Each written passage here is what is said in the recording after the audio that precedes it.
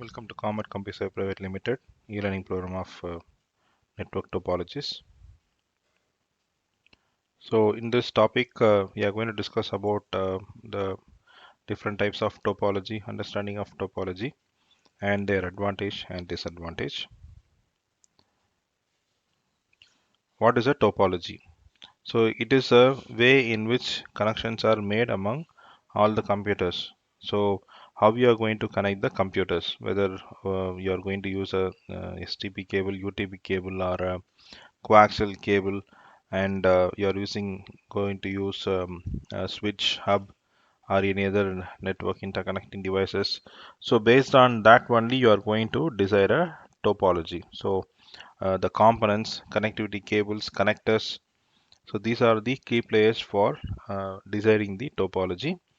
And the most common topologies are bus, star, ring, mesh, and hybrid. And in the real time, currently, whatever network you are seeing, that is called a star topology. And it is very rare that we go for mesh or hybrid, but primarily we are using the star topology. But in this topic, we'll discuss about all the topologies for our understanding because those topologies are already used in the industry. And based on the technology advancements, some of the topologies are not used currently, but we are using the major topologies. Okay, let's move on to other topic. Need for knowledge on network topologies. So, as a network administrator, what is the need for knowing about the topology? So, without knowing the topology, what you can do? Because you are joining in a organization as a network administrator, so you should know what is the type of network we have, the size of network, the connectors they are using, the routers, switches, how they are establishing the connection between the branches or between the customers. So you need to understand about the network architecture. But prior to that, you should know about the topology, what they are using for building the network. Because once you are clear about the LAN, then you can move on to the MAN or WAN, different types of expanded network. So this knowledge in topology is a very must for all the network administrators who are all entering into, as well as for the desktop administrators, because even for a small lab setup or kind of computer lab for colleges or institutions, universities, so they require a desktop administrator with networking knowledge. With that only they will be able to establish a network. So if you don't know about the topology, you cannot construct the network. You will not be knowing how to communicate between the devices or what cable should be used for what type of network. So you will not have that idea. So better to have good understanding of topology so that you can design your network properly, and the data loss or other losses will be avoided effectively. So first one is a bus topology. This is the basic topology used in computer network. So we were having the workgroup kind of network in the earlier days, and we used to connect minimum 5 to 10 computers as a stretch, and communicating with the people in among the organization. So for that we'll be using a cable called coaxial cable, and that cable is not available now, but in case of cable TV, right, you can find that cable. So it'll be a metal cable, and over that you'll have a sleeve, and over that you'll have a insulation provided. So those kind of coaxial cable used for connecting the computers one by one. We'll have a connectors like terminators and the T connectors available, and it will be used to connect the computers. And this is called as a passive topology because no active components are available here. So only cables and connectors are kept in this topology. So this is how the coaxial cable looks like. This is very much equivalent to your coaxial cable. But nowadays, Airtel or other people are providing fiber connection. Through fiber cable, they are providing the DTS connections, right? So you cannot find it. But most of the places, cable TV operators uses this kind of coaxial cables. Next is the terminator and BNC terminator as well as the connection one. So when the cable is getting over, so we cannot keep the cable open, right? After the last system, the terminator should be connected so that the connections are not getting drained out. So T connector is used for connecting or extending to the next machine. From one machine to other machine, we'll be using the T connector. So advantages, disadvantages. The advantages, the bus topology is very simple and it is very limited only. You cannot go for beyond 25 systems or 10 systems also. But anyway, so it is very simple and reliable and easy to establish. Anybody having minimum knowledge can just lay the cable and create a connectivity, provide the IP address in the desktop or laptop, they will be able to connect. And the number of amount of cable required is very less. Okay, it is very straight, right? So straight in the sense connecting one to one, so doesn't require much cable apart from the distance what we maintain. If suppose any one node is failure in the connection, so we can remove that system, but still the system, other systems will get function. It will not say the connection is timed out. So I can just unplug the system from the network, still I'll be able to communicate with rest of the systems in the network. That is the advantage of bus topology. Disadvantages, it cannot withstand heavy traffic because it is holding a coaxial cable, so you cannot go beyond 10 Mbps speed, and the distance is also limited. So the traffic collisions or congestions will be there, and the data transfer will be very slow. So if you are not doing the proper termination, then the connectivity establishment will be a difficult one. So that is the reason we are limiting with small numbers and providing a terminator at the end. It is difficult to troubleshoot a bus. If suppose, other than the physical connection issue, if there is any logical issue like this congestion, or I'm facing slowness in the data transactions, then it is difficult which system is creating a problem or which particular point is creating a problem. Not that much difficult, but comparatively it is saying they are difficult to identify the problems. So we'll have to check system by system. By removing one system, we'll have to find out whether the network is very normal, the communication is normal, and by that random option, I can fix it which machine is creating a problem. Star topology, which is a familiar topology used in all the organizations now, they are using a UTP cable or STP cable and central device called switch or hub. Based on the technology development, we started from hub and now we have moved to switch. So this is also called as a hub and spoke topology, star topology, because a central place a device is kept and other cables are connecting, running to all the endpoints, right? So it's a kind of hub and spoke. So that is how this is called star topology. This type of hub is called as multi-port repeater. So it is helping to receive the signal and kind of boosting or improving the signals. You have active hub and passive hub in the network connecting devices you would have studied.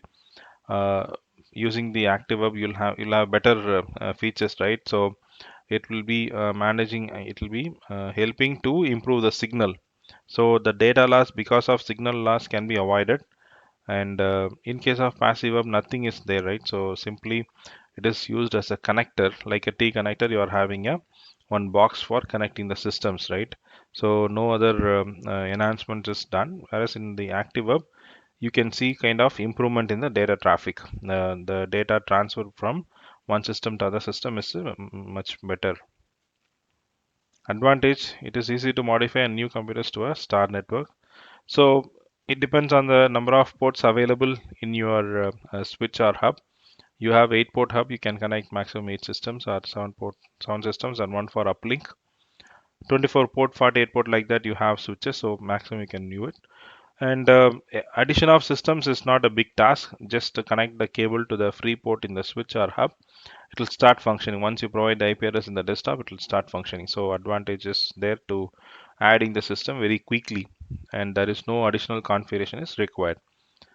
So when the capacity is exceeded in one hub or switch and I am going to have additional systems, say I have 8-port system and I need another 8 ports, what I can do, I can just use the 8th port of a particular hub or switch as uplink port and connect it to the another hub or switch.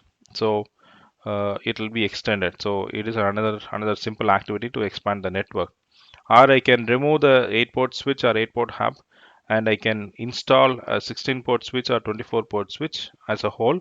So immediately I can expand my network without any additional configurations. So it provides centralized monitoring whether systems are working or not, whether it is able to communicate or not. I'll have LEDs available, green color, amber color, so I can find out whether system is hanging or system is functioning properly. Everything I can find out. So, and a single computer failure. So if out of 24 systems, any one system failed, I'll not have any disruption or interruption into the other system communication. Only thing is I cannot send and receive data from that particular system. Otherwise, all rest of the 23 systems will be functioning as usual. So there is no stopgap for particular system.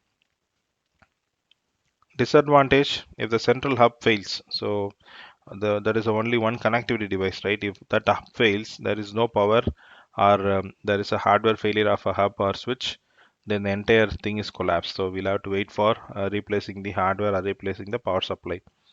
It costs more to cable a star network. So cable cost is high compared to coaxial cable, and you need to have a separate RJ45 connector, and you need to have a crimping tools. So everything should be there to arrange the setup. So little bit costlier. Require dedicated hub or switch, require dedicated devices, that adds a cost to the topology. Compared to bus, there is no devices required, whereas here we need to have a dedicated device. So in case of bus topology, it covers only 10 meters. Here it covers maximum of 100 meters. So it it cannot be a disadvantage, but comparing to the other fiber or other things, right? It covers long distance, and this is covering only 100 meters. So in that case, it becomes a disadvantage. If I compare with the bus topology, this topology is advantage, right? So I can use it 100 meters.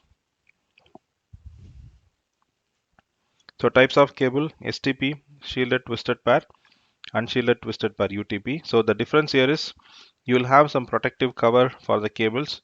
Suppose I'm going to use this cable over the factory. In that case, no, to avoid from the physical damage, we use the aluminum foil as a protective cover. In case of UTP, nothing is there, so we are going to take it via a secured path, right? So there won't be any kind of damage happening to that particular cable. So we can keep it inside a PVC pipe, and through that we can run the cable also. And obviously STP is costly compared to UTP. And you have RJ45 connector. The next one is a crimping tool, and this is used for crimping the cables in the network. So uh, in the market, you have a standard size of cables available: 3 meters, 5 meters, 25 meters, 10 meters, 7 meters. So standard lengths available. So for your organization, you can ready-made, you can get the cables available. During the troubleshooting session, some ports are not working properly, and you need to remove the cable endpoint. So cut the cable, use this jack, RJ45 jack, insert it to the cable, and you'll be able to connect it to the computers. So crimping is a separate technique. There is options available, like we'll have to use a proper color coding of the cable and use the crimping tool to punch properly, and use it for the connectors. So in the hub, this is how it is connected. Multiple systems are getting connected. Here it is also showing the fiber optic cables. So ring topology, in case of ring topology, each computer is connected directly to the next computer in line, forming a circle. So one system's endpoint will be the starting point for other systems. So likewise, it is forming a ring. And same kind of bus topology. In case of bus topology, the two endpoints are terminated with the terminator. But here in ring topology, we don't have a terminator. Okay, if at all you are going to expand the connection, right, from one system to other system, we'll take the line and extend it to the next system. So that is how we expand the ring topology. But it is same like a bus topology only. But this topology, ring topology, is used for a token ring architecture. and they followed a token pass method for passing the data from one system to other system. We have something called carrier sense multiple access, collision detection, and collision avoidance. So in case of ring topology, the collision is avoided by using a token. We call it as a token passing technology. It means that whoever is holding the token, they will be able to send the information to one system to other systems. Other systems will be in the listening mode, so they cannot send the data to other systems till the completion of the data transmission, through which they were able to control the collisions inside the network, and that was used mainly with the as a proprietary system. So once the computer completes the transmission of data, it will release the token again. Again, the token will be passing around the ring topology.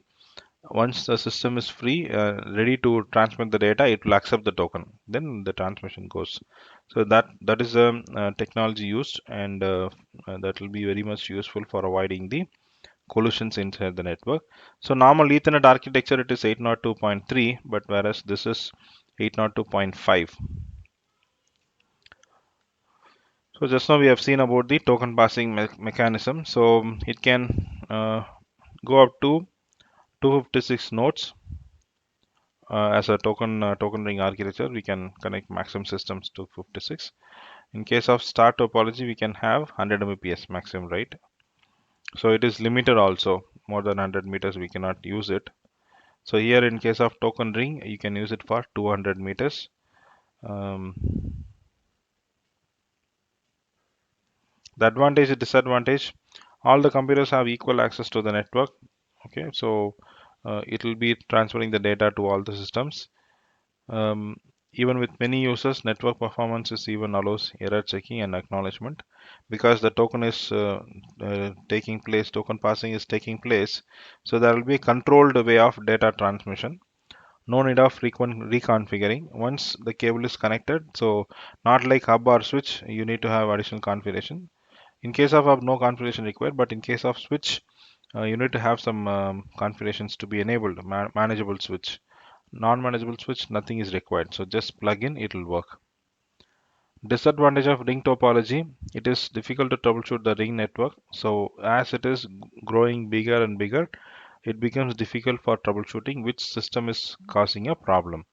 Whereas at least bus topology, you can remove that system, it will start functioning. But if you remove one system, the entire system collapses and network collapses. Like your star topology, if the central device is getting affected, so if you remove the system, the network is getting disturbed. Cables and connectors used, we used type 1 IBM connector as well as RJ45 connector. Based on the requirement, we used these two types of different connectors.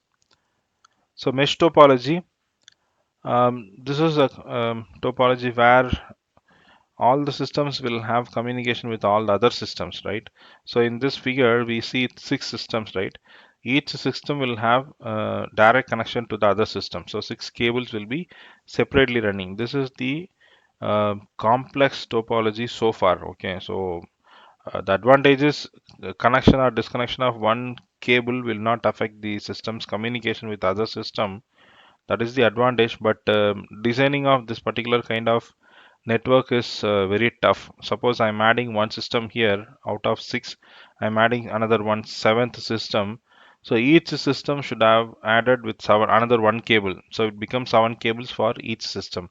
And accordingly, I'll have to add another T connector with them, terminator in the T connector. So it becomes hectic for system administrators to expand the network, and troubleshooting a particular cable becomes a problem. So this is not recommended any time, but still it was used in once upon a time. Advantage, because of dedicated link, no traffic between the computers. It is a point-to-point connection. Anytime it can communicate with other systems. Failure of one node computer not affect rest of the network, as it has 6 or 7 cables simultaneously running. So if one cable goes off, it will not uh, stop the communication. It will do it via other cables. Because of the dedicated link, privacy and security are guaranteed. Point-to-point links make fault identification and fault isolation easy. So it is a dedicated link, so we can find out which particular system is having problem. Then from that we can take the cable and connect it. Due to the amount of cabling and number of input output errors ports, it is expensive. So number of connectors is increased, number of cables is increased. In case of switch or hub, we will be using single cable only from the hub to switch, whereas now it is 6 cables or 7 cables. As the number grows, suppose I have 25 systems in my network, what happens, each system will run 25 cables for that long. So from first floor to second floor, I'm going to have systems. So that much length I have to run a long cable. So it becomes costlier. Large space is required to keep the cables. Yes. So include difficult reconnection and fault isolation. So any one cable you want to isolate it, it is difficult. So because it is a mesh, it looks like you cannot remove that cable alone, right? Instead, you will remove that connector and use a new cable to lay the connection to that particular system. And obviously difficult to troubleshoot. So a later point in time we got a hybrid topology. It means the combination of one or two topologies, we call it as a hybrid topology. So we have hybrid star or between star and bus. So there will be a converter or connector available. What we will do in the hub, will hub or switch will be having a BNC connector. So from the BNC bus topology, we'll remove the terminator from one end and we'll connect it to the switch or hub where you have a BNC connector, right, available. So it means star bus topology, right? Star bus hub. So you can have multiple topologies together and establish based on the requirement. Maybe it is used in the period of introduction of switch and hub to have the lower compatibility with the earlier network devices, network models. The latest devices had a downward compatibility interface and connectors. So now you cannot find any kind of BNC connectors in the hub and switch because these topologies are already vanished. So this is about the network topologies. As I mentioned earlier, the star topology is the maximum utilized topology now in the real-time industries, IT industries. And we use Cat5, Cat6 cables for connecting the computers. We use non-manageable or manageable switch depending on the size and structure of the organizations. And we'll be having desktop administrators whose responsibility to check the cables, lay the cables, and connect the systems and do the troubleshooting. And network administrators mostly do the troubleshooting in the switch and reconfiguring the switch, all those things. So we have come to the end. Thank you very much.